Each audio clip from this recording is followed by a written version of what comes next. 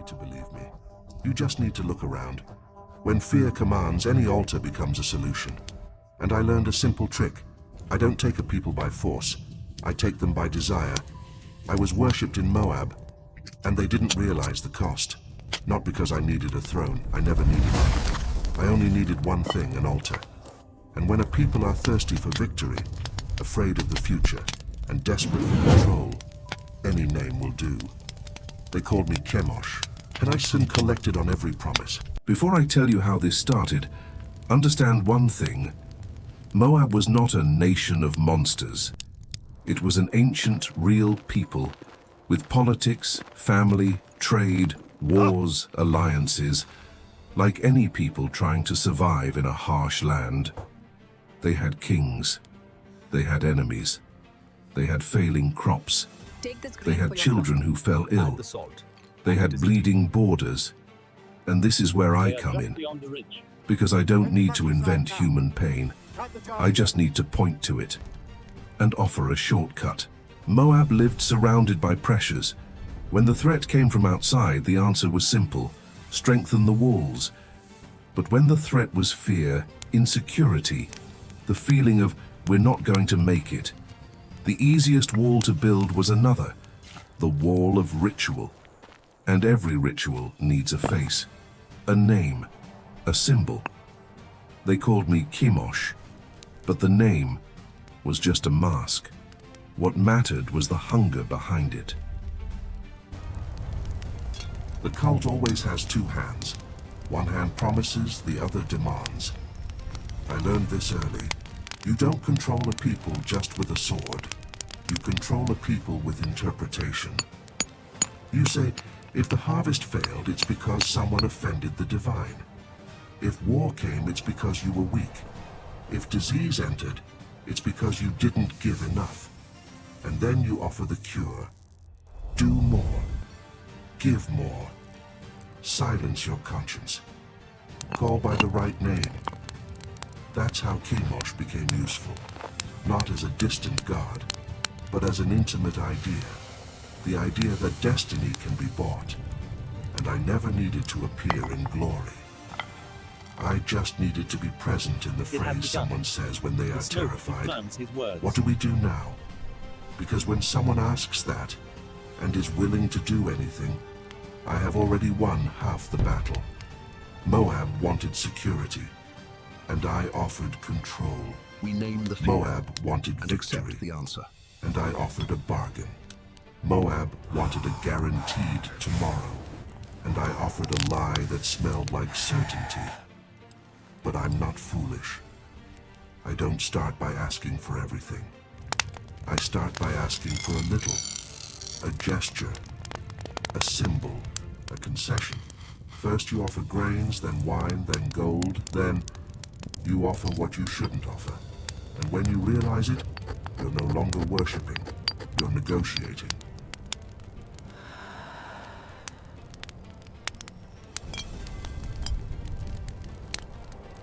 Do you want to know my method? I will tell you as a confession, because the truth is I am patient. I don't bring down a people in one day. I divert a heart by degree. My method has 4 steps. Step 1. I exchange faith for utility. I take something sacred and ask, okay, but what do I get out of this? I transform spirituality into a tool, and when faith becomes a tool, it becomes a weapon. And when it becomes a weapon, someone always bleeds, even if it's on the inside. Step 2. I exchange obedience for ritual, because obeying is difficult. Obeying requires character. Ritual only requires repetition.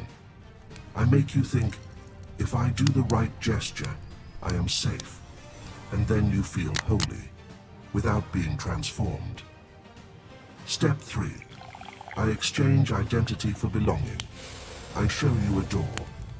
Enter here and you will not be rejected. I use party, clan, community, touch, pleasure, acceptance. I give you a place and charge your conscience as rent. Step 4. I exchange love for fear. Because fear is my favorite fuel. Fear makes you run. Fear makes you silent. Fear makes you sacrifice what you love. just to have the illusion of control. And when these 4 steps are put into practice, I don't need miracles. I don't need fire from heaven. I don't need to appear. I just need an altar. And people desperate enough to believe that the altar solves everything. And that's how I worked in Moab, with patience, with narrative, with exchange.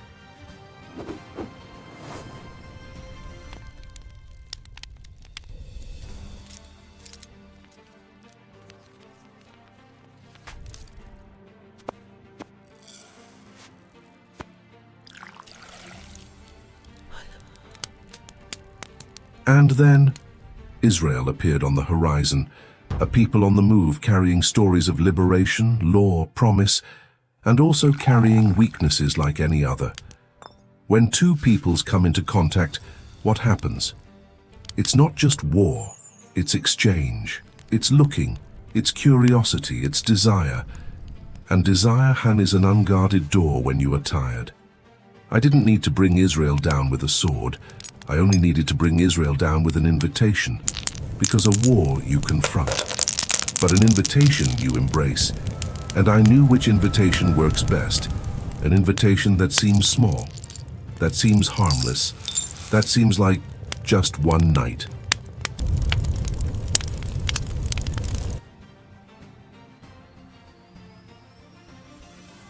Thank you, glad to share it.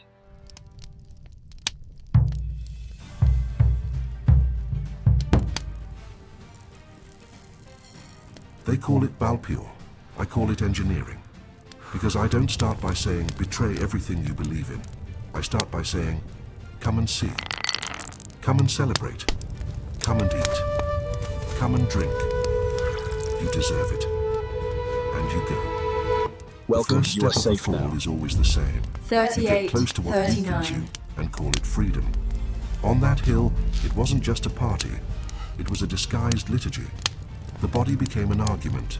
Pleasure became proof. Consciousness became a joke. And little by little, what was temptation becomes identity. This is who I am. This is what I do. This is what I belong to. And when you belong, you defend. And when you defend, you remain silent about what is destroying you. This is my art. I make the person think they chose, when in reality they only followed the path I illuminated. And the name Chemosh, the name Baal, any name, serves a single purpose: to move the center from the right place. Because when the center shifts, everything collapses slowly. And the slow collapse is my favorite type of collapse. No one notices the exact moment they've lost. Do you want the bitterest part? Many there didn't go because they hated their God. They went because they were tired, lonely, needy, curious. I don't need you to hate the good. I just need you to be distracted from it.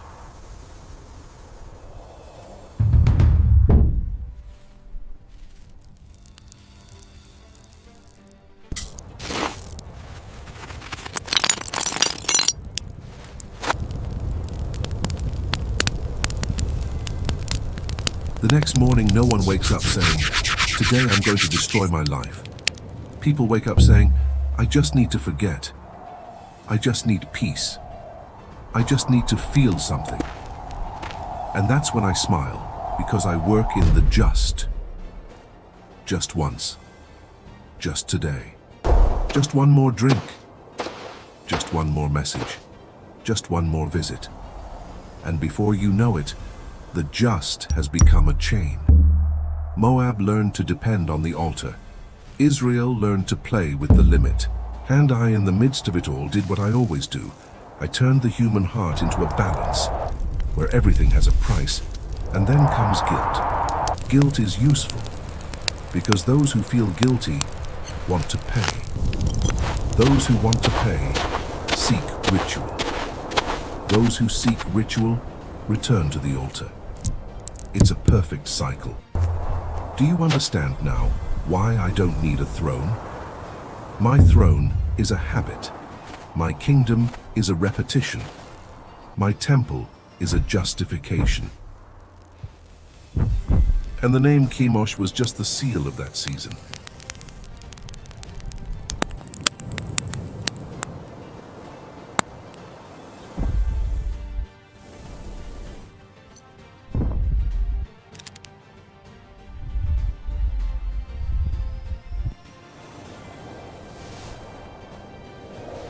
Now I'm going to tell you something you might not want to hear.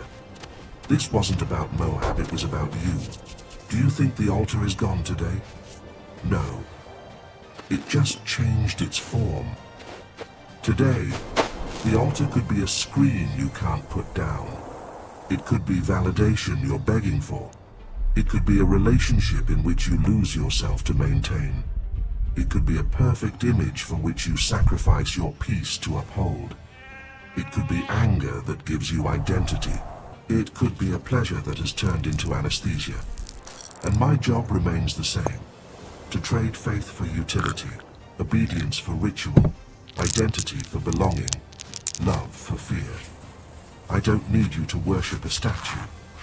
I just need you to kneel, inside, before anything that promises you control. Because the world will always offer Chemosh by another name. And many will accept, because it seems to work, for a while. But I always exact a price. I always exact a price.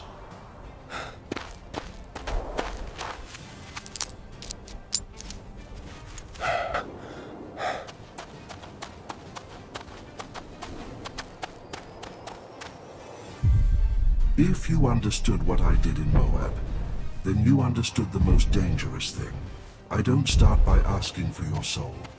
I start by asking for a detail, a small agreement, a concession, a just once. And when you realize it, you've already built an altar with your own hands. Do you know why it works? Because I don't sell evil. I sell relief. I sell belonging. I sell anesthesia disguised as freedom. And when you learn to relieve pain the wrong way, you repeat it. And when you repeat it, it becomes a habit. And when it becomes a habit, it becomes an altar. Chemosh was just a name in ancient times. Today, the altar has a screen, has ego, has addiction, has validation. The question is not, do you believe in me? The question is, what do you do when you're scared? Because that's when I come in. They called me Chemosh, but don't be mistaken. I accept any name, as long as you give me a place at the center.